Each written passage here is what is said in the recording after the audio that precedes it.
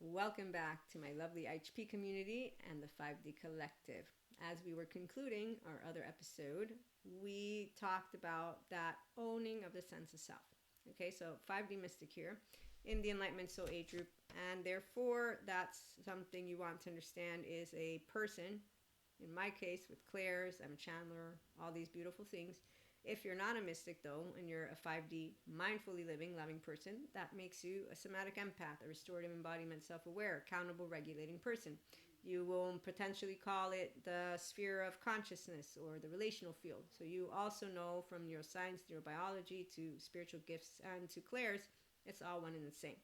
Now, the only difference is that if you're talking about the relationships that you pick up on in that relational field, you would talk about it from more of a technical perspective, like when I learned from my somatic therapist, my other therapist, people like Dr. Daniel Siegel. He's perfect in my course, Consciousness and Change.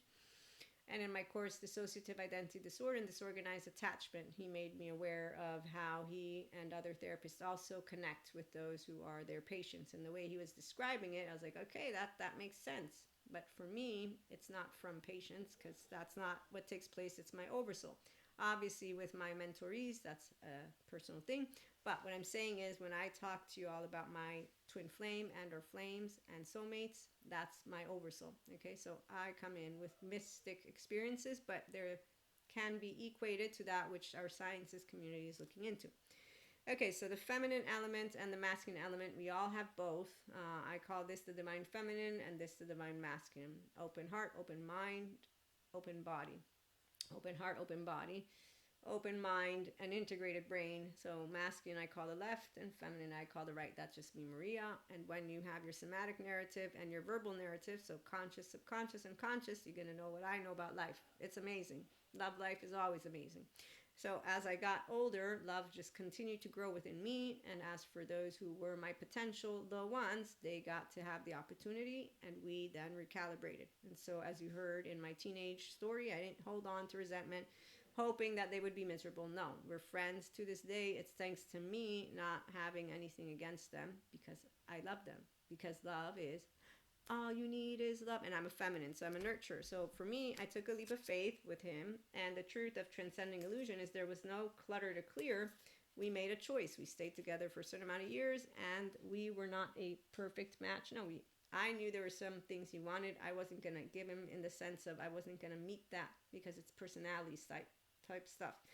So when I was finishing up that one, I said, as mammals, we will need at least one allo-parenting figure. And I was trying to explain to you all that we all will want to be with people, as otherwise we won't survive with wilderness, okay?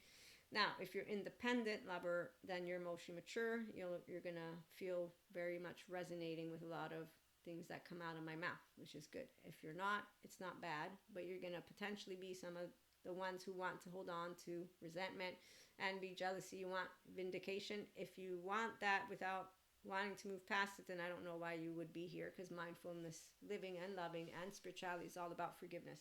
So what you would want to take away from here is that you process as it comes up. You don't judge it. It's not about judging it. You don't shame it.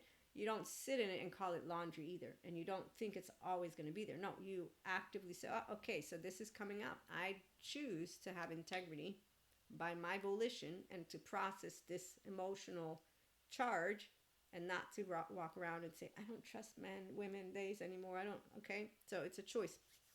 When I see that which they've done with the whole twin flame, I mean, it's hilarious, not to mention not in any way, shape, or form what a 5D mystic can tell you about her twin flame journey. That there's emotions, yes. That there's connection, yes, again. And that there are choice points. There's not a fixed timeline. There's not divine timing. This is where they have objectified and distanced themselves and created a story out of that, which is a very intimate relationship between two human beings. So a person who is in that 5D body type is what I call it. I own, observe, witness, narrate Maria's sense of self. I also own my left and right, and I own my thoughts and my emotions, and I own my unconscious, subconscious, my somatic narrative, my verbal narrative, and my conscious. And I own mindfully in awareness. Anytime I pass, they're not ghosts. I know all the stuff that's happened in my past, and if it comes up, I know exactly how to self-regulate, because I know what's coming up, because I can see it, and because I'm not reactive. Completely non-reactive is what the restorative embodiment, self-aware, accountable, and regulating person here can share with you. And it's thanks to Maria choosing Maria, and not anybody else choosing. No, it's here. You didn't break my heart. It's a heart. You didn't reject me. It's called we're not compatible. You didn't actually make me lose trust. Your betrayal. I just met a bunch of cowards. Then I grew up and got attachment trauma informed, and with all of Robert Sapolsky, determined, which is why when I share, God, human evolution gives us two choices. Some people don't want to love. They choose safety behaviors, which is fear. So when it's an unhealthy, self-soothing human being, they're not going to be partner material for a 5D mystic or a 5D mindfully living, loving person, because they don't know how to consistently love. Okay, so the song All You Need Is Love, there's a part of it. There's the one where it says, nothing you can say, but you can learn how to play the game. It's easy. And that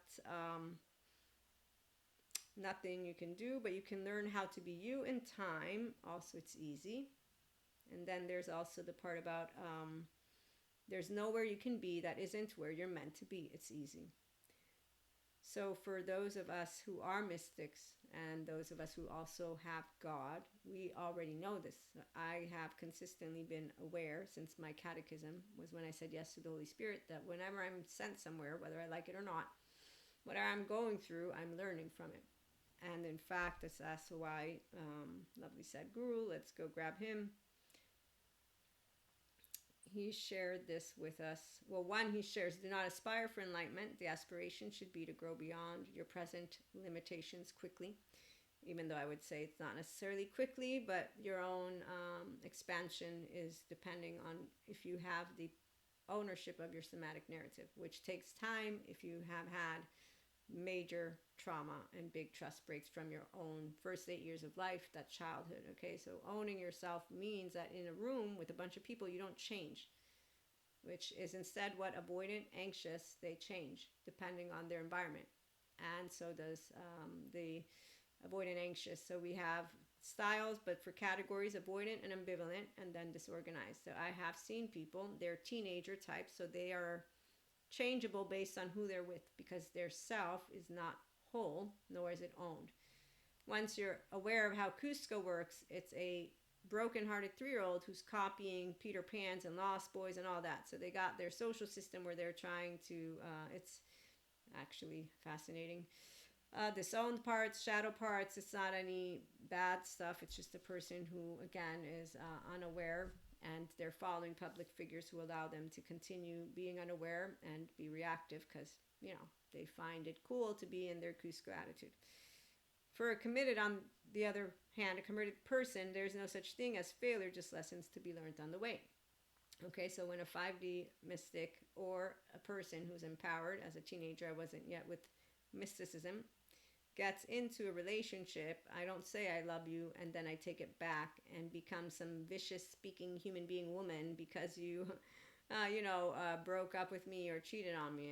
You don't become a demon or evil, and I don't make it into like a huge deal. I make it into, of course, a conversation with friends, crying with friends, healing with friends. And that is where it doesn't, though, have you thinking of, let me continue to harbor that. And as I move forward, I'm going to use that teenager story, I realized at a certain point that the happiness was for him in what he was able to find with her. And in fact, there was a very specific person that made me reflect upon it, because I was consistently having dreams of choice points. And in fact, I was aware of what choice points were taking place. And when we expand consciousness, those of us who are mystics and somatic empaths, we tap into the sphere. Again, the neuroscientists, quantum physicists, they call it a problem of consciousness. It's not a problem. I also don't like to call it the matrix.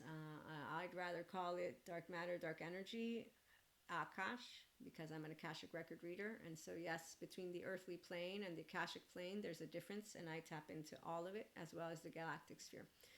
is fun. Embodying the feminine is really fun, and you will consistently know that all of your masculines are supporting you, as well as your entire oversoul, to become everything that you will have ever wanted to be. That's the blind faith. For me, it's with God, which is where it never got lost.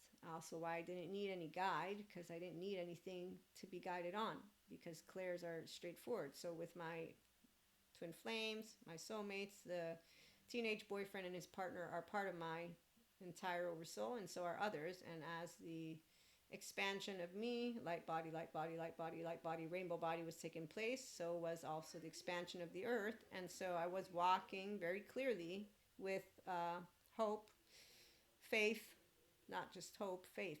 And actually, hope, you don't need hope when you have true faith, which is blind, because again, God always wins. So there's nothing for me to have to do. I'm not a must for our planet to keep moving into its 5D frequency, nor am I a must for my divine masculines to become the embodiment. No, they're going to choose whatever the fuck they want, with or without me. In fact, I'm going to choose what I want with or without them. This is what a 5D body type is, how I'm going to have to call it. It's an independent, integrated brain state of consciousness. I own this. And so for me, what other people say, yeah, sure, keep talking. I was a teenager and this was what I was. I'm a grown up. When you have people who don't own that, it's because they don't own their divine feminine.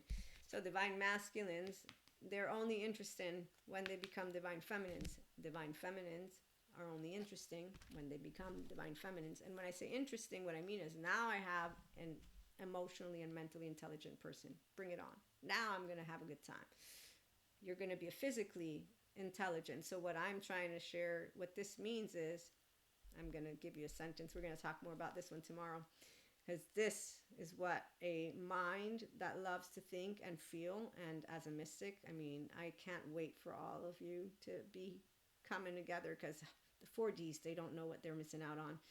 They completely disregard the human element. They completely disregard their relationship with their child parts. So they never own their sense of self. So far, out of all the 4D, they don't own anything. They are still mutable, changeable. They're Elsa Journey, Elsa Mantle, and they're having a good time. But that's the pseudo-live business, which means that you don't ground yourself yet because you haven't expanded your window of welcome to your emotional plane, because you haven't integrated the parts of you. You're too busy with the story, like the Zen Master's laundry. I'm talking about people who are grounded in your humanity. So you understand there are those who will want to move into their ventral vagal state and join us and do mindfulness practices with us and do spiritual retreats, and not use our ancient textbooks as stories that are fixed and etched in stone, but as part of information that is bountiful, because we've been around for however many years, the human species. And that, yes, consciousness, we all know it continues. We don't need to dive into what that is tomorrow, because we're busy here. And so when I get downloads of my past lives and future, it's not because I need to do anything with it, but I love to share it with those who are also experiencing it, because it's a beautiful experience. And as the tiers open up, my channeling and what you have seen that comes for a 5D collective is for the 5D collective. It's completely different than what the ones who are in the 4D community do. So Sam Harris, if your beliefs are not falsifiable, if there's no scenario that could convince you that your most cherished opinions are in error, then that's proof that you didn't get them by being in contact with reality. Okay, so the part of what he says is because when we own our 14-month-old, as I'm going to say it, so when I can tell you my subjective Maria reality is not the only truth, thought and feeling, and I can own that, okay? So I know that my emotions and thoughts are not irrefutable facts. Powerful emotions feel like irrefutable facts. Kristen Lindquist. Now I'm talking to a mindfully aware person. So you're going to be a 5D collective person, or you're going to be inclined to want to be here because you want to own your emotional, mental, and physical plane. When you own your sense of self, when you're in any other person's room, you don't change who you are. You maintain who you are, how you feel, how you think. And so with people that you love, you don't turn your back on them. And you don't switch up how you feel about them, okay? So the ones who don't own who they are, they can be mutable, especially if they want their herd to do this. So when you will see that, that's where things can get really interesting. But to bring us to close on love life stories. Okay, so when it comes to love, romance, life partner, it has to be somebody who knows healthy self-worth. They own their sense of self. They own their core narrative relational soul self. They know how to unconditionally love. They don't harbor resentment. They know how to communicate to me from their somatic narrative with their integrated brain, their mind. So they tell me how they are delighted to be their own self, and they're delighted that I'm my own self. So we have two self-empowered people. We communicate like inner child adults because we're not actually conditional. There's not conditions in the romantic love of those of us who know how to tell you no with no shame. That's why I'm not decent enough. When I met up with this human being, because they were next to a friend of mine, I had no issue whatsoever. I acknowledged them. That was the bare minimum, humanly speaking, since they made me aware of how low self-esteem they have. And I didn't have to, but that is something that felt right. And they gave me their little passive aggressive, at least you looked at me. At the same time, it's because they were next to my friend that I had to kind of acknowledge them. So there were a couple of equations. I feel good having made my choice, and I feel that that represents me, Maria. Others could say you didn't have to do it. You could have just, I feel that that would have been not right. Because, again, the word decent enough makes me aware. And so my amygdala is aware that this person has low self-esteem and they're emotionally distraught. And humanly speaking, I still care that they can at least be acknowledged, which is why when they gave the little, I'm not thinking, oh my God, I'm not like I did the wrong thing or they should have done. I didn't have expectations. I did what I felt was humane and I stick to it. And their mannerisms are an indication of that which those public figures continue to say. You have to show emotion. No, emotion is dangerous. It's not healthy to be non-reactive. That's showing emotion. That's a Cusco in town. That ain't romance. So romantic means you know how to be equanimous. And actually what is beautiful about the masculine, because see, I'm a feminine, so of course I know the feminine beauty when she's empowered. The masculine, he's the perfection of perfection. When you meet those who are the optimized human being version of them. So again, coming at you as a mystic, not as just technical, because technical, I know they can explain everything that we experience, but in the absence of all of our angels, archangels, our planes of other planets, our downloads of past lives, everything that is a part of a mystic's world.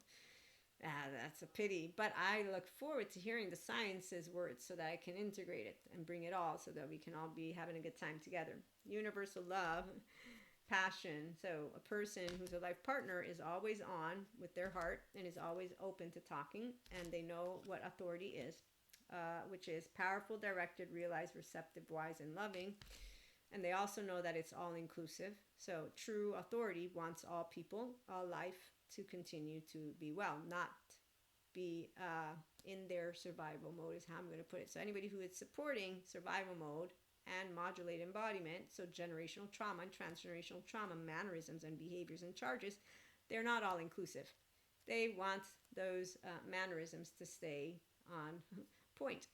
Or let's just put it this way, when we hear what they have to say, lack of imagination for evil, sure. Lack of education is what you have. I know that, but I'm going to leave it alone.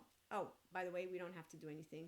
Emotionally, mentally, and physically intelligent people know we're already exactly where we're meant to be, like the All You Need Is Love song. Yeah, so it's all good. We're moving along, chugging along. Discernment. It is when you can see the world and the people around you from a place of inner balance and detachment, with compassion, wisdom. That's what makes the masculine, feminine, the empowered, with the minds. Okay, so we tickle our minds and our hearts and our bodies. The minds is we have novelty and creative expression because we have the adolescent essence. So that essential spark is why you don't lose your 3-year-old. Some found it back because of that, finding your coherence, and that's because of moving into owning your sense of self and owning this. So once you are pure consciousness, now I'm talking to a person. I got an integrated brain who knows how to easily, with non-reactivity, adapt to change, not the fancy man. No, they're reactive, which is why they are, not only are they cut off from pure consciousness, they're cut off from all of it. You can tell that they're enamored with themselves. Then we got one focused. Those are the two big ones. The one focused we need because they completely dive into their thing, and then they become also the embodiment of that which they represent. So they're a very specific frequency. We become our whole Merkaba. We remember where we come from, and so that we're a collective of rainbows and colors. The embodiment again of a masculine and feminine together with mysticism. It's amazing, and I look forward to all of that, as well as our sciences, because that's amazing too. Um, and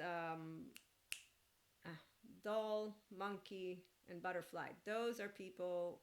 Yeah, I'm not even gonna get there today on that one. But to make a long story short, a 5D mystic, spiritual self-help, mindful living and loving person here can tell you that my love life, the story is when my teenage boyfriend finally broke it off, I was like, yes, a month after. And then when things came up, I got to heal that stuff and help to support my entire oversoul. Twin flame 1, surprise, surprise. And my clairs began to take, and then I was expecting twin flame 2. 3 was a surprise, and then I got some more surprises, and then I got soulmate surprises. I was like, wow, can this get any more interesting? And right now I'm waiting.